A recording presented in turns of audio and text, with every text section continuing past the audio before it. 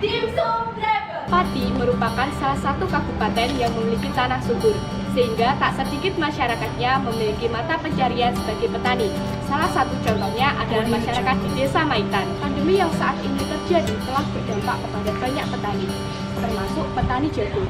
Turunnya harga jagung disebabkan oleh tutupnya pabrik pengolah makanan berbahan dasar jagung dan mengurangi jumlah pegawai sesuai dengan aturan pemerintah.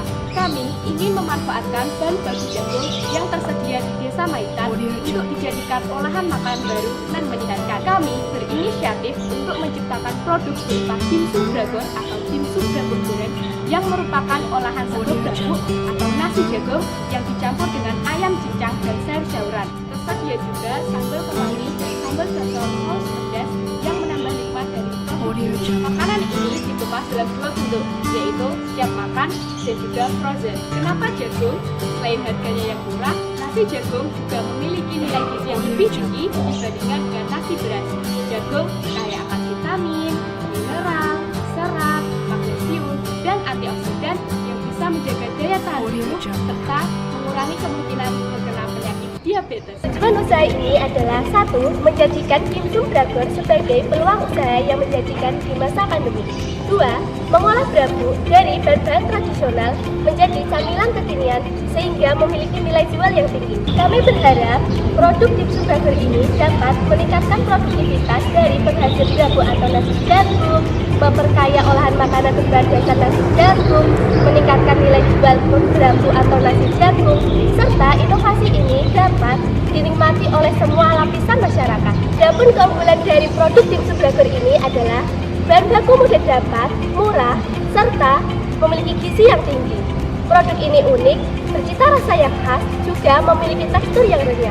Produk ini merupakan camilan praktis, sehat, serta mengenyangkan. Dalam hal biaya, untuk membuat produk ini mulai dari bahan utama sampai bahan bertuju menghabiskan 49.500 serta biaya overhead sebanyak 8.000 sehingga total biaya yang dikeluarkan dalam produk ini adalah 57.500. Untuk perhitungan BEP-nya sebesar 57.500 dibagi 1.800 menghasilkan 32 biji. Kali ini kita akan memberikan contoh cara pembuatan dimsum dragon. Untuk bahannya sendiri kita membutuhkan 1. Untuk bahan utamanya kita membutuhkan nasi jagung atau biasanya disebut dengan brabuk. Kedua, kita membutuhkan daging ayam yang sudah dihaluskan. Ketiga, kita membutuhkan telur, daun seledri dan daun bawang, dan kulit lumpia. Dalam dimsum dragon ini kita menggunakan 2 sambal, yaitu yang pertama sambal kemangi. Bahan-bahan yang kita butuhkan adalah 1. Daun kemangi. Kedua adalah cabai dan daun merah. Ketiga yaitu penyedap rasa dan juga garam. Nah, untuk sambal saus pedasnya kita membutuhkan yang pertama tepung maizena. Yang kedua kita membutuhkan saus pedas. Yang ketiga kita membutuhkan cabai yang nantinya akan kita haluskan. Yang keempat kita membutuhkan garam dan juga penyedap rasa. Kali ini kita akan membuat isian dimsum terlebih dahulu. Untuk itu kita membutuhkan wadah yang digunakan untuk mencampurkan semua bahan. Agar lebih higienis, kita membutuhkan sarung tangan. Untuk bahannya, yang pertama kita membutuhkan nasi jagung sebanyak 500 gram. Yang kedua, kita membutuhkan daging ayam sebanyak setengah kilogram. Dan yang ketiga, kita membutuhkan 1 butir telur. Dan yang keempat, kita membutuhkan daun seledri dan daun bawang. Untuk bahan selanjutnya, kita membutuhkan bawang putih yang sudah dihaluskan. Dan bahan selanjutnya, kita membutuhkan penyedap rasa serta lada bubuk. Dan untuk bahan yang terakhir, kita membutuhkan garam. Nah, setelah itu, kita mengaduk sampai dan tercampur rata. Setelah adonan sudah tercampur rata, kita bisa membentuk adonan layaknya dimsum menggunakan kulit lumpia yang sudah dibentuk seperti lingkaran. Nah, kita membutuhkan 1 kulit lumpia, kemudian kita masukkan 1 sendok adonan. Setelah itu, kita bentuk seperti dimsum pada umumnya. Setelah sudah jadi seperti dimsum, kita bisa menggunakan hiasan dengan menggunakan potongan wortel yang sudah dipotong tadi. Nah, ini kita sudah mempunyai adonan yang sudah kita bentuk menjadi beberapa dimsum. Setelah jadi seperti ini, kita bisa menggorengnya.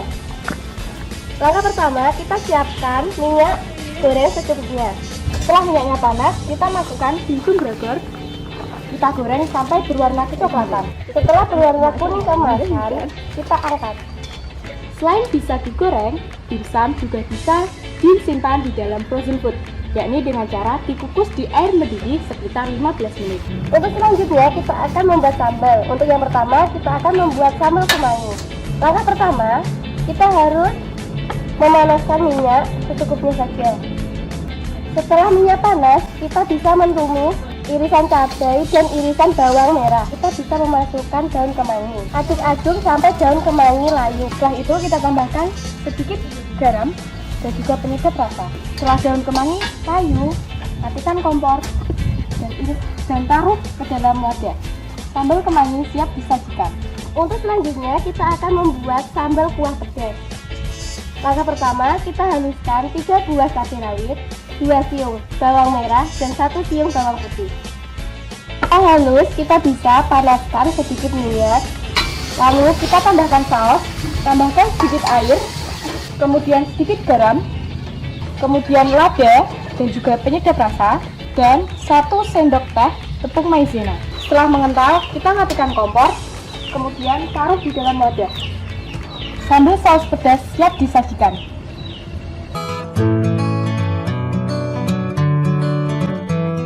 Setiap kegiatan usaha yang kita lakukan dengan sungguh-sungguh akan membuahkan hasil yang maksimal.